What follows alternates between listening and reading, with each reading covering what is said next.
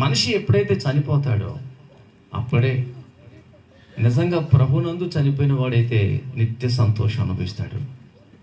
ప్రభు లేకుండా చనిపోతే నిత్య బాధని అనుభవిస్తాడు. చనిపోయే విషయాన్ని మనం ప్రత్యేకంగా చూడకూడదు. ఏ విధంగా చనిపోయాడు అన్నదాన్ని చూడాలి. మనం వేదన పడాల్సింది, బాధపడాల్సింది చనిపోయినందుకు కాదు, చనిపోయిన ఈ వ్యక్తి ఎక్కడికి వెళ్ళాడు అన్న విషయమే మనం బాధపడాలి. ఒకవేళ ప్రభునందు ఉండి చనిపోతే బైబుల్ ఏమైనా బాధపడుతుందా? బాధపడమని చెబుతుందా? నష్టపోతారా? మరణించిన వ్యక్తి దేవుని దగ్గరికి చేరుతారు. ఎవరైతే హృదయ శుద్ధిని కలిగి ఉంటారో, హృదయ శుద్ధి గల వారు ధన్యులు, వారు దేవుని చూచెదరు. ఎవరైతే హృదయ శుద్ధి కలిగి ఉన్నారో వారి చనిపోవటం ఒక విధంగా మేలే, ఒక విధంగా మేలే. ఎందుకని?